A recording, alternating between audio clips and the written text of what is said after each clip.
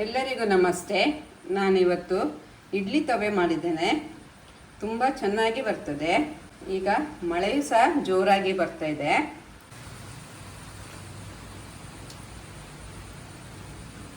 ಬಿಸಿ ಬಿಸಿ ಚಹಾ ಸಂಗಡ ಇಡ್ಲಿ ತವೆ ತುಂಬ ಚೆನ್ನಾಗಾಗ್ತದೆ. ಖಂಡಿತ ಟ್ರೈ ಮಾಡಿ, ಹೇಗೆ ಬರ್ತದೆ ಅಂತ ಹೇಳ್ತೇನೆ. ತುಂಬ ಚೆನ್ನಾಗಾಗಿದೆ. ಹೇಗೆ ಮಾಡೋದೆಂದು ತೋರಿಸಿಕೊಡ್ತೇನೆ, ಬನ್ನಿ. 1 ಲೋಟ ಉದ್ದಿನಬೇಳೆ ತಗೊಂಡಿದ್ದೆ. ಇದನ್ನು ಚೆನ್ನಾಗಿ ತೊಳೆದು 5 ಗಂಟೆ ಕಾಲ ನೆನೆಸ್ತೇನೆ. ಇಡ್ಲಿ ರವೆ 2.5 ಕಪ್ ತಗೊಂಡಿದ್ದೆ. ಕಪ್ ಅಂದರೆ ಗ್ಲಾಸು. ಅದನ್ನು 1.5 ಗಂಟೆ ಮುಂಚೆ ತೊಳೆದು ನೆನೆ ಹಾಕಿದ್ದೆ.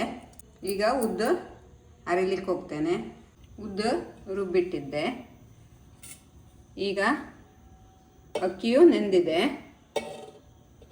ಇದನ್ನು ತೊಳೆದಿಟ್ಟಿದ್ದೆ. ಇದನ್ನು ಹಿಂಡಿ ಸೇರಿಸ್ತೇನೆ.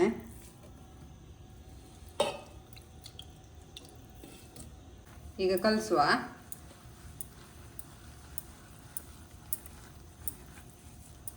ನೀರು ಬೇಕಾದರೆ ಸೇರಿಸ್ರೆ ಆಯಿತು. ನೀರು ಸೇರಿಸಲಿಲ್ಲ. ಉಪ್ಪು ಬೆಳಗ್ಗೆ ಹಾಕ್ತೇನೆ.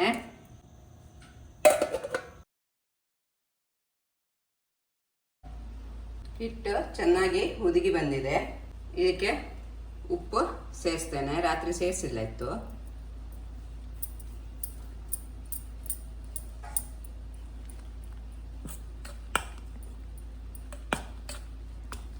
ಇಷ್ಟು ತೊಗರಿಬೇಳೆ ತಗೊಂಡಿದ್ದೆ.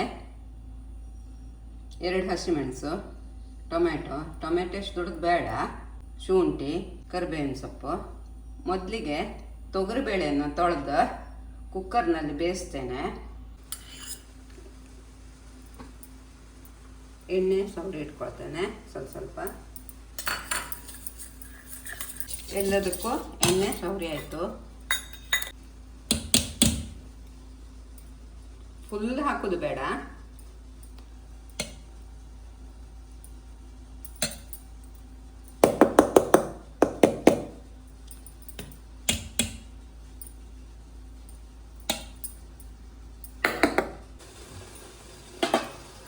ಒಂದೊಂದಾಗಿ ಇಡುವ.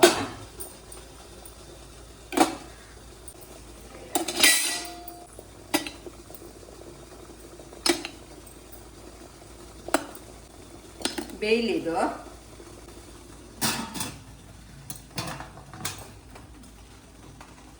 ತವೆಗೆ ರೆಡಿ ಮಾಡೋಣ. ಬೇಳೆ ಬೆಂದಿದೆ ನೋಡಿ.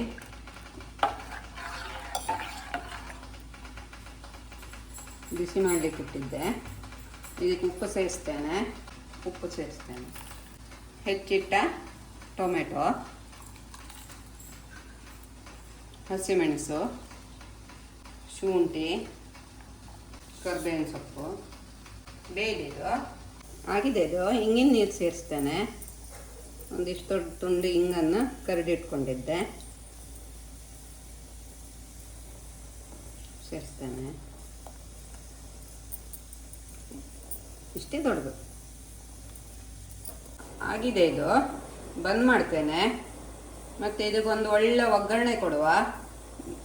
ಮತ್ತು ಊಟಕ್ಕೆ ತವೆ ಉಂಟಲ್ಲ, ಸ್ವಲ್ಪ ದಪ್ಪ ಇರ್ತದೆ.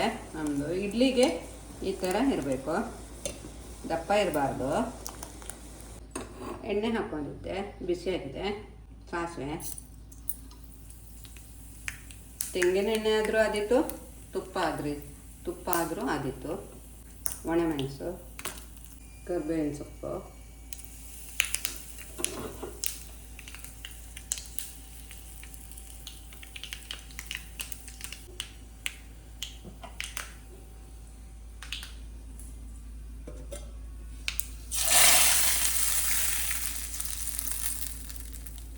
ಇದಕ್ಕೆ ಹೆಚ್ಚಿಟ್ಟ ಕೊತ್ತಂಬರಿ ಸೊಪ್ಪು ಸೇರಿಸ್ತೇನೆ.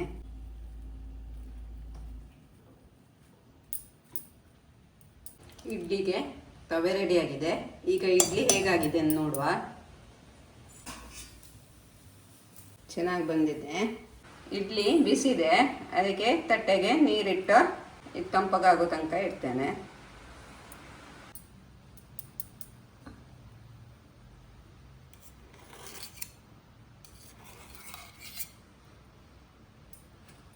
ನೋಡಿ ಚೆನ್ನಾಗಿ ಹೇಳ್ತದೆ.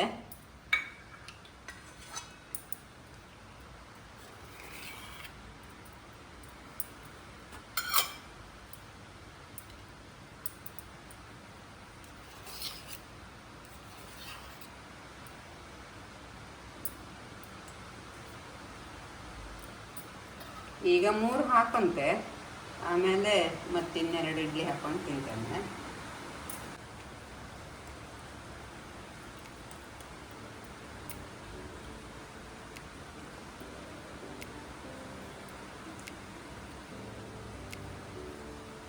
ಬಿಸಿ ಬಿಸಿ ತವೆ ಇಡ್ಲಿ